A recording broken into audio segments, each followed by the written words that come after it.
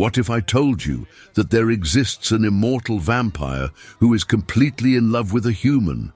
Well, folks, today I'm going to tell you the incredible story of Yue, one of the most fascinating characters in Arifureta.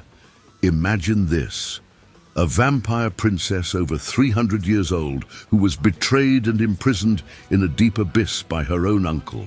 Sounds sad, right? But wait. The story gets even more interesting. Even with all that time of life, Yue maintained the appearance of a 12-year-old girl because of her immortality. But don't be fooled. Behind that young face lies an absurd power.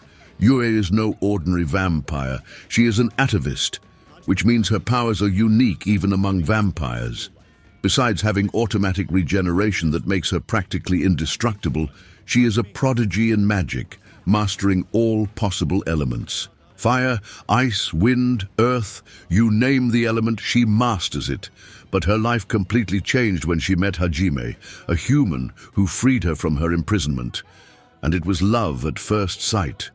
Since then, Yue has become completely devoted to him, doing everything to protect him and stay by his side. And when I say everything, I mean everything. She doesn't hesitate to use her absurd powers to defend her beloved. Speaking of powers, you have no idea about this little one's arsenal. She can create giant elemental dragons, manipulate gravity, bend space-time, and even interfere with people's souls. Imagine, she can launch over 100 fireballs at once and even shape them into hearts. Who said destruction can't be romantic? And there's more. After being freed from the possession of a false god named Ihit, Yue gained an even more incredible power. She can now change her appearance at will, alternating between her young form and a super cute adult version. But you know what's the cutest part? She prefers to stay in her small form because it's easier to hug Hajime. But not everything is rosy in our little vampire's life.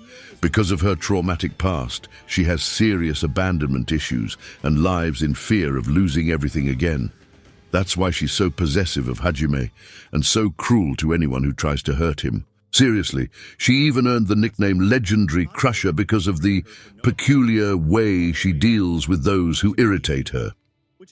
On Earth, where she currently lives with Hajime, Yue had to adapt to a more normal life. And guess what?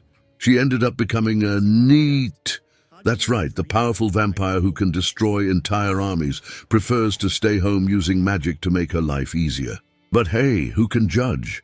After being trapped in an abyss for 300 years, she deserves a break, right? The most amazing thing is how she balances being one of the most powerful creatures in the universe with super cute and even childish moments. Like she can be destroying an army one moment and pouting because Hajime didn't pay enough attention to her the next. And there's nothing cuter than seeing her compete with little Mew to make the best chocolate on Valentine's Day. Yue is a perfect example of how a character can be absurdly strong and still have vulnerabilities and cute moments.